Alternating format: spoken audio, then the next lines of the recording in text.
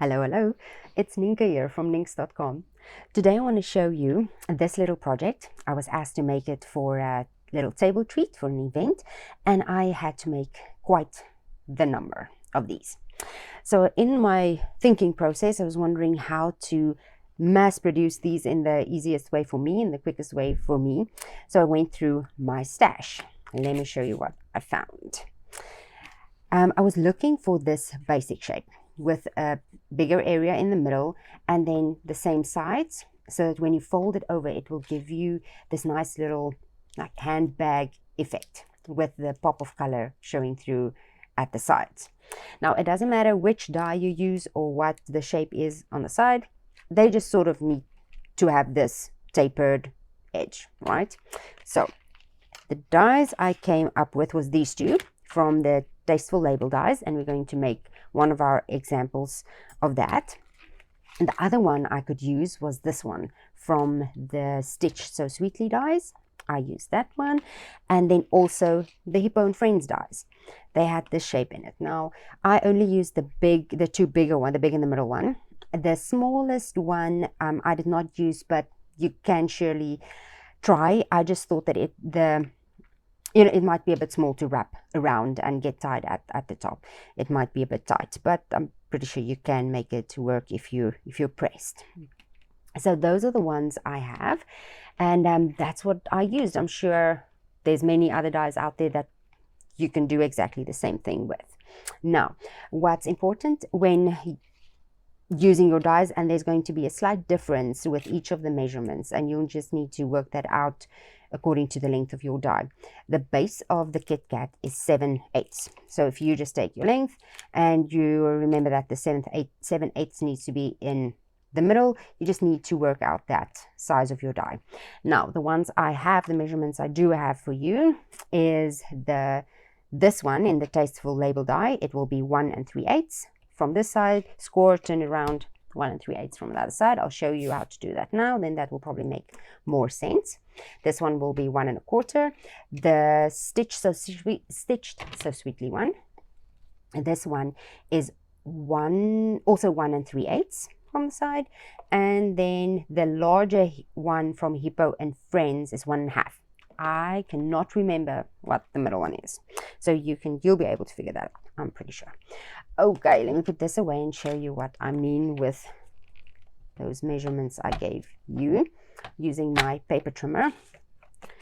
And I have the short fatter one of the Tasteful Label dies, and I'm going to score it at 1 1/4. I'm using the middle so that I can have my lines lined up and straight, right? So there is 1 1/4.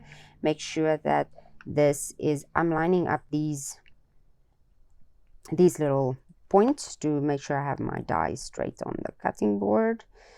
And then at 1 1/4, these two is nice because they're right on that line. 1 1/4 and score, and then just flip it around, line up with 1 1/4, line up my bottom two edges here and score.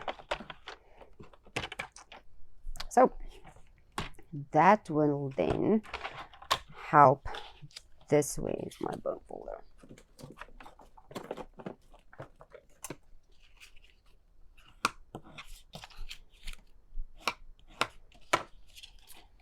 This will then fit your KitKat perfectly like that. You'll have these little edges that keep it from sliding out. Okay, and then all that I did for the little holes that we're going to put the ribbon in is our trio punch. Now, you can measure this if you want. I'm just eyeballing it. You have your little points sticking out there. I just want it to be straight here and there, and I have a camera in my face, and that's pretty good. It doesn't need to be perfect. It's going to be covered with a bow anyway. Try and get those two aligned, have your score line straight, and then that's pretty great. That's all I used. If you have just a little round hole punch, it'll be even easier, I think, to line up.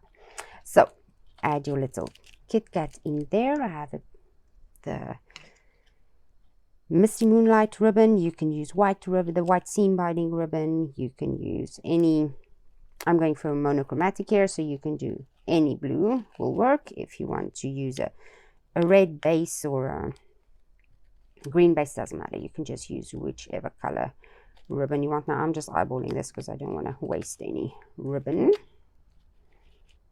I'm just going to tie it while it's on the spool, and then I can just cut off.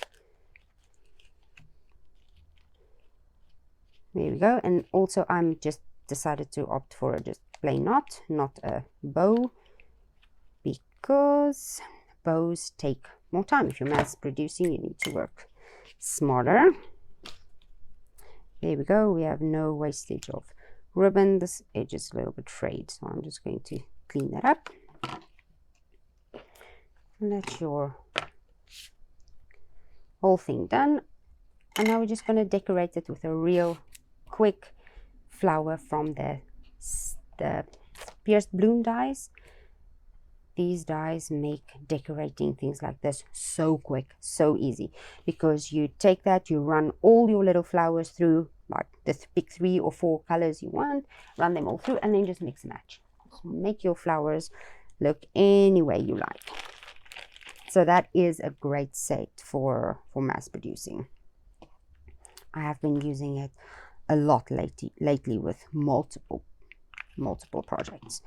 Okay, I'm just going to use, I picked these out. I'll show you again the other samples I used, just using different elements of the stitch bloom dies to make a real quick project.